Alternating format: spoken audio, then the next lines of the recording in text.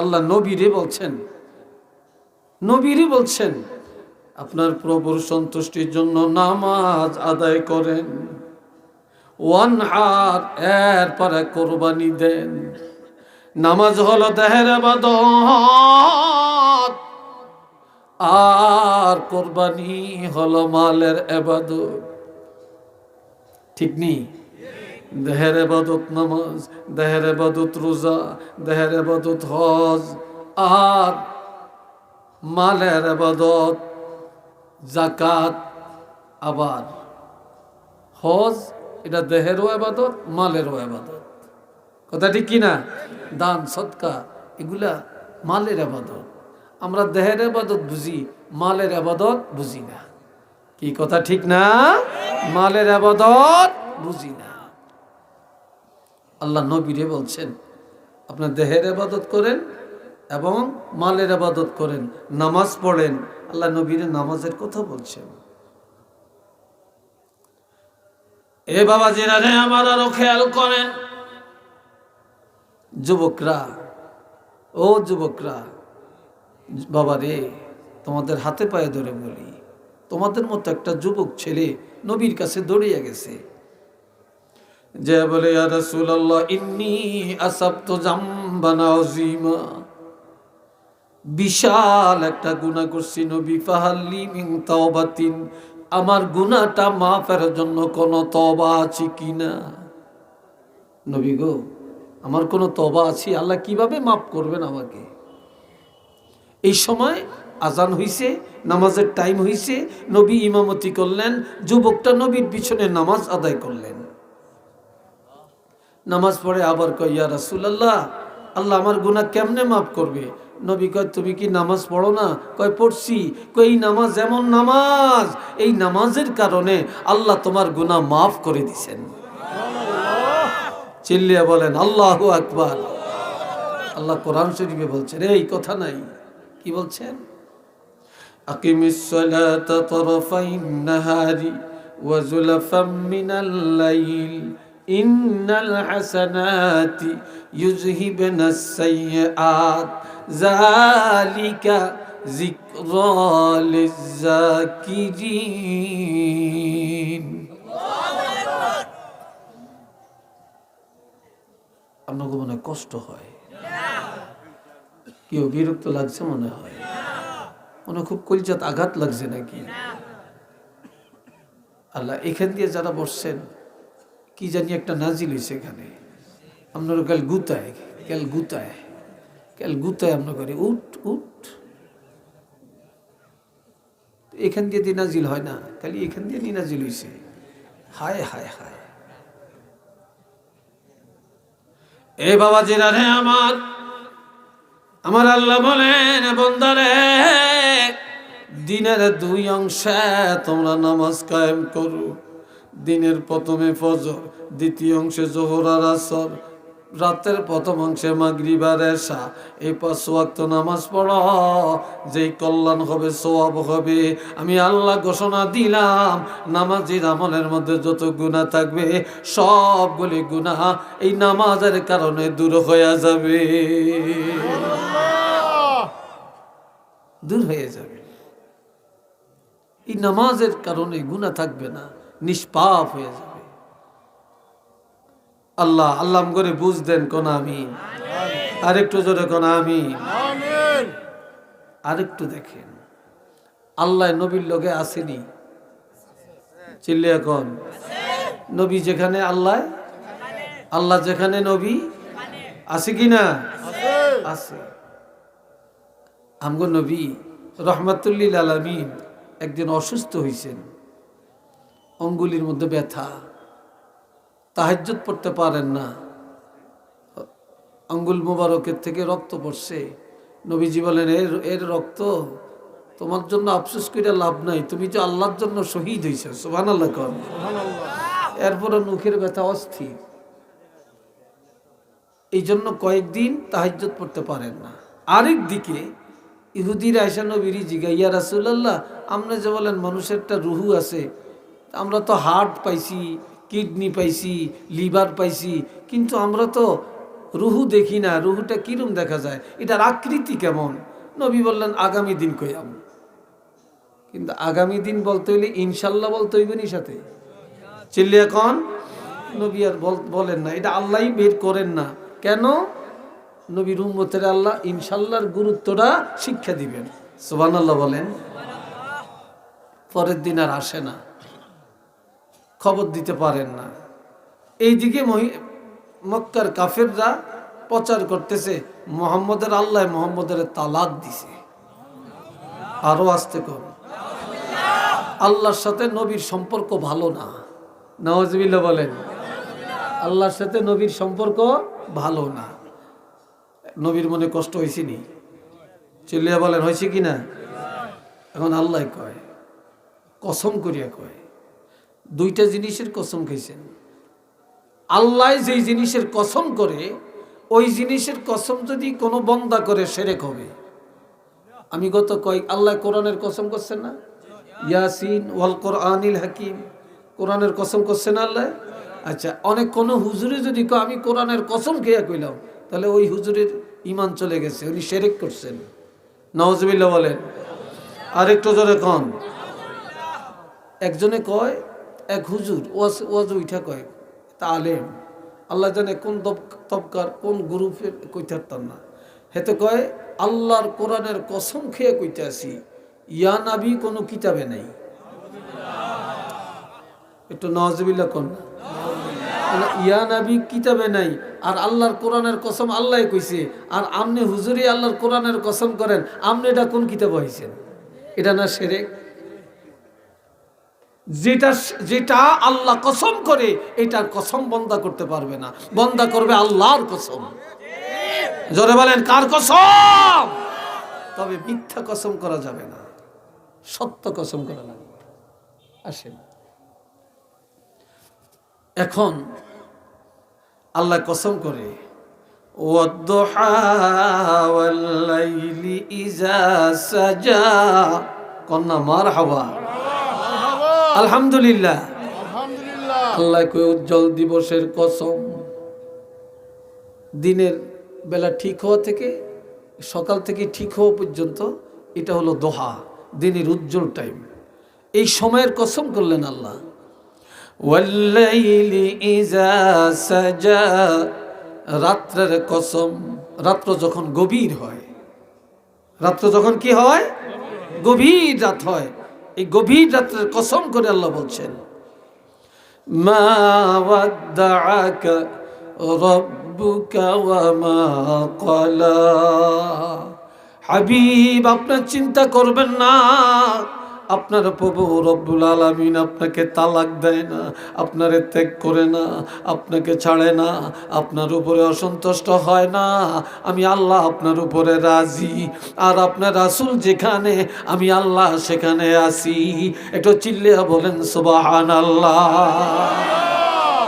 আল্লাহ যেখানে, নবী সেখানে আছে কি নাই? আল নবীরে যে মানে, সে আল্লাহরে মানে। কথা ঠিক কিনা? নবীকে যে মানে না, সে আল্লাহকেও মানে না। কি কথা ঠিক কিনা? এই কথায় সবাই একমত আছে? জোরে বলেন আছেন? একটু দুই হাত তুলে দেখাইতে পারবেন?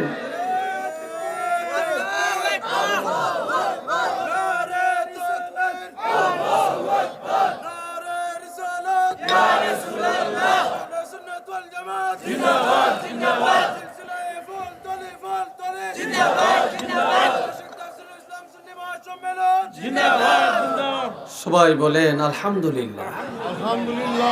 একটা কথা কইলে আপনারা রাখবেন নি, রাখতেন না? হায় হায়, কিরে বলা ভাই, তোরা দিব আমার বিরুদ্ধে লাগছ। আচ্ছা, আপনার একটু এইদিকে আগুয়া এই খালি জায়গাটা পূরণ করেন।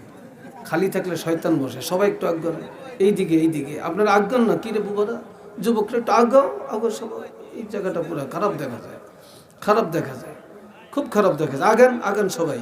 দরুদ শরীফ পড়েন, সাল্লাল্লাহু আলা মুহাম্মদ, সাল্লাল্লাহু আলাইহি ওয়াসাল্লাম, সাল্লাল্লাহু আলা মুহাম্মদ, সাল্লাল্লাহু আলাইহি ওয়াসাল্লাম। চিল্লিয়ে বলেন একবার আলহামদুলিল্লাহ। কষ্ট হয় না তো? বিরক্ত লাগে না তো? আর একটু কইতাম নি? হ্যাঁ, এতটুকু সারবো? সত্য না? আমি এতক্ষণ সাহসে আছিলাম, অনায়াসি ভয়ের মধ্যে। এই যে একজন লগি দিয়ে বসে, আল্লাহ জানে আমার ঠেললে কোন নিয়ে জানি হোসাই, আমার দিলটাকে টিক টিক করতে আসে, বুঝেছি? আল্লাহ আমার খুব বন্ধু মানুষ, খুব খাতির লাগে আল্লাহ। কালকে উনি যে মাদ্রাসায় ভাইস প্রিন্সিপাল, উনি ওই মাদ্রাসায় কালকে ছিলাম, উনি অসুস্থ ছিলেন, থাকতে পারেন না। আলহামদুলিল্লাহ। আল্লাহ কয় আমি আপনারে ছাড়ি না, আপনি যেখানে আমি আল্লাহ সেখানে, আমি আল্লাহ যেখানে আপনারে রাখছি সেখানে। ঠিক কিনা? আজানে আল্লাহ আসেনি, নবীরে রাখছেনি। একামতে আল্লাহ আসেনি, নবীরে রাখছেনি। কোরআনে আল্লাহ আসেনি, আমগো নবী আসেনি। যখন আসেনি, তাওরীতে আল্লাহ আসেনি, নবীরে রাখছেনি। ইনজিলে আল্লাহ আসেনি, নবীরে রাখছেনি। সব আসমানি কিতাবে আল্লাহ আসেনি, নবীরে রাখছেনি। চিল্লিয়া বলেন রাখছেনি। কালেমার মধ্যে আল্লাহ আসেনি, নবীরে রাখছেনি। নামাজে আল্লাহ আসেনি, আমগো নবীরে রাখছেনি। জোরে বলেন রাখছেনি। সব জায়গায় আমি আল্লাহ যত জায়গায় আমনেরা রাখছি তত জায়গায় একটু চিল্লিয়া বলেন না সুবহানাল্লাহ। আর আমি আল্লাহ যেই জগতের রব, আপনি সেই জগতের রহমত। আমি যতটুকু নিয়ে রাব্বুল আলামিন, আপনি ততটুকু নিয়ে রহমাতুল লিল আলামিন। ঠিক না? আপনারা তো সব জায়গায় রাখছি। আপনি বেকুবের কথা শুনে মনে কষ্ট নেন কি লিখা? মনে কষ্ট নিয়েন না। আল্লাহ আরেকটা কথা কয়ে নবীর সান্ত্বনা দিছে। আমগো নবী কোরআনের দাওয়াত দেয়, তফসির করে, মানুষের কাছে যাইয়া যায় দরিয়া দরিয়া নবীরে পাগল বলে, ধোঁকাবাজ বলে, মিথ্যাবাদী বলে, পাথর মারে, আঘাত করে। নবী মনের কষ্টে দাওয়াত বন্ধ করে দিছে। আল্লাহ কয় কীর্তে নামনে মনে কষ্ট নিছেন? সব নবীরই তো কষ্ট করছে, মাইর খেয়েছে, গালি শুনছে, আপনার একটু কষ্ট করুন লাগবো। আমরা ওয়াজ করিয়া যাওয়ানোর সময় কয় সাদবীর হুজুর খুব ভালো ওয়াজ করছে, তারপর মারজান হুজুর খুব ভালো ওয়াজ করছে, মুফতি সাহেব হুজুর খুব ভালো কথা কইছে, সামনের বছরও দাওয়াত দিয়ে, এই বছরই দাওয়াত দিয়ে রাখেন। কি কথা ঠিক না? কিন্তু কেউ বিরুদ্ধচারণ করে না, কেউ আম করে মারেও না, গালিও দেয় না। কিন্তু আমগো নবী কোরআনের হক কথা যখন বলতেন, আহারে নবী গালি শুনতে শুনতে শুনতে শুনতে অতিষ্ঠ হয়ে যাইতেন। কত মাইর খেয়েছেন, ঠিক না? কত রক্ত ঝরাইছেন। এ বাবা জেরারে আমার আসরের নামাজ আদায় করে বাইতুল্লাহ খালান দিয়া নবী কাঁদেন, আর আমার আল্লাহ জানিয়ে দেন কিতাবুন উনজিলা ইলাইকা ফালা ইয়াকুম ফি সাদরিকা হারাজুম মিনহু লিতুনজিরা বিহি ওয়া যিকরা লিল মুমিনিন।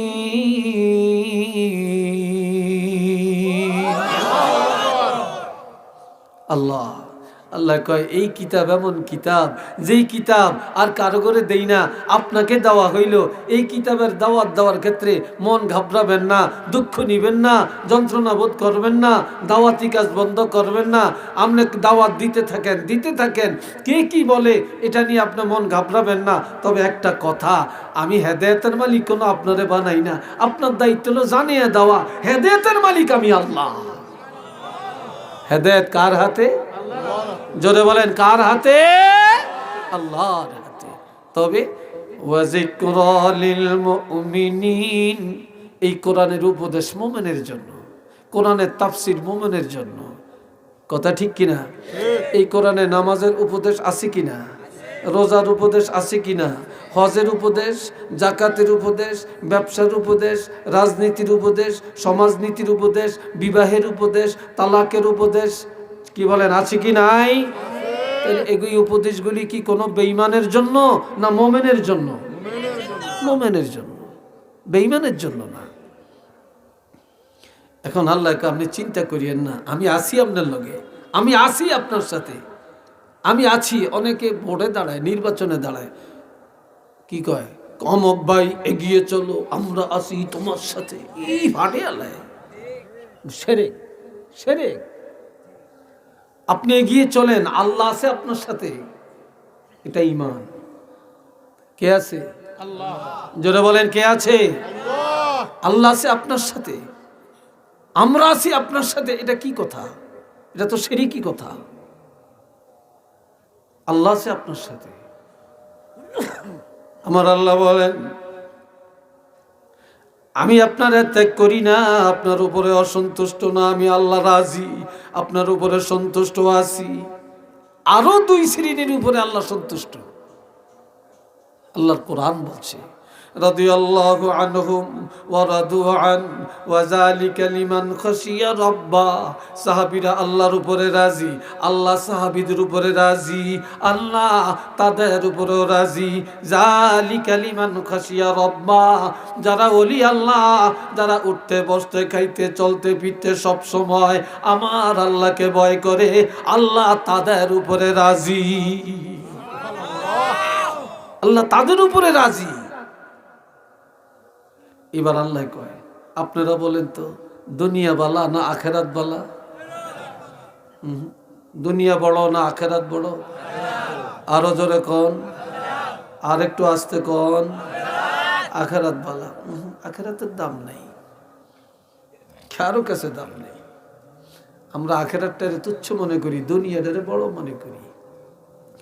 بل تؤثرون الحياة الدنيا والآخرة خير وأبقى। আমার আল্লাহ বলেন, তোমরা দুনিয়ার প্রাধান্য দিয়া চলছ, দুনিয়ার বড় মনে করছো। দুনিয়া বড় না, বড় না, এটা ক্ষুদ্র। ওমাল হায়াতুদ দুনিয়া ইল্লা মাতাউন কালিল, একেবারে ক্ষুদ্র, একেবারেই ক্ষুদ্র। কিন্তু আখিরাত অতি উত্তম, এটা চিরস্থায়ী জগৎ। শুরু আছে শেষ নেই, শুরু আছে শেষ নেই।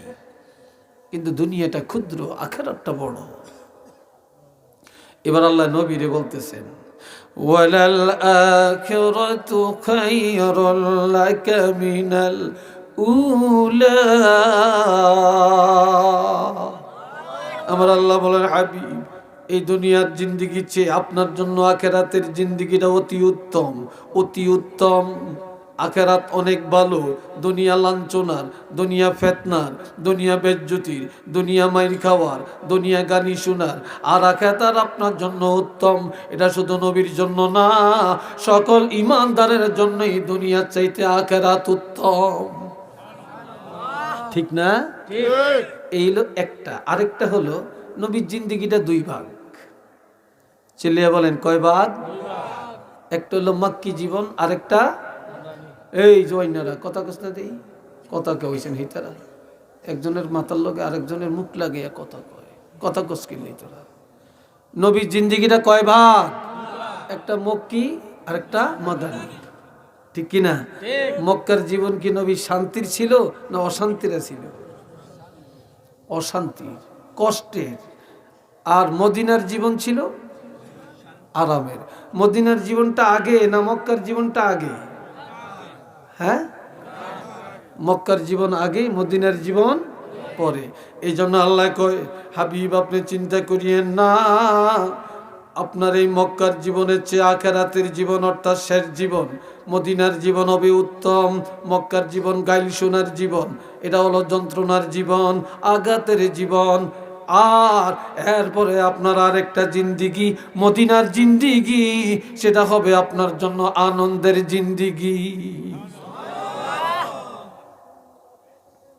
একবার আল্লাহ কয়, আমি আপনারে, আল্লাহ আল্লাহ ঘোষণা দেন,